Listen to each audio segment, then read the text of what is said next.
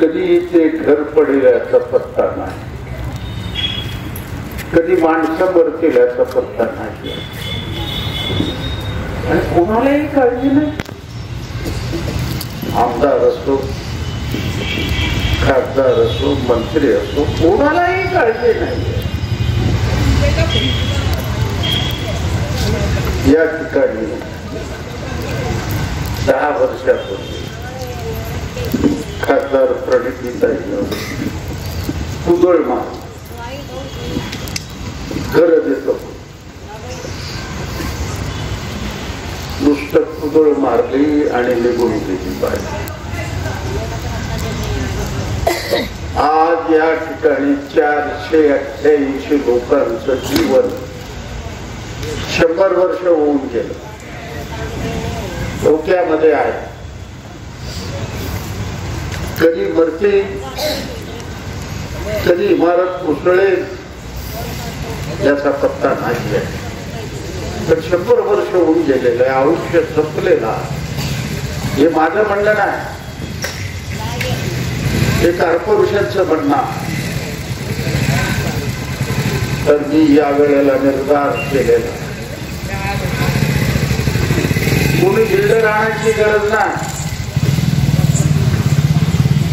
या ठिकाणी मजले उभारायची गरज नाही. इथं सार्वजनिक संघाची जागा मी बघितली. तुम्ही जर आमदार केलात मला, तुम्हाला आज शब्द देता, 1 वर्षाच्या आत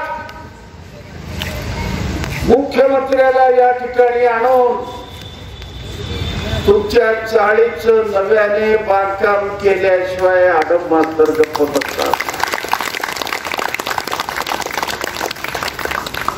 सध्या तुमचं घर 180 फुटाचं आहे.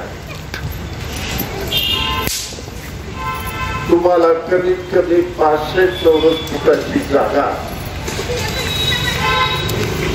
5 लाखामध्ये मी बसवायला तयार आहे.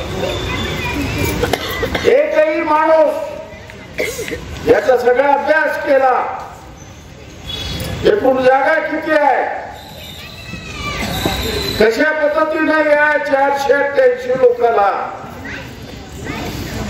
या ठिकाणी स्वतःच्या मालकीचं घर आणि त्यांना 7-12 हे आडम मास्तर आपल्या जीवनामध्ये केल्याशिवाय गप्प बसणार नाही. 1 वर्षात जर मी नाही केलं, माझा आमदारकीचा राजीनामा तुमच्या पायाजवळ ठेवायला मी तयार आहे.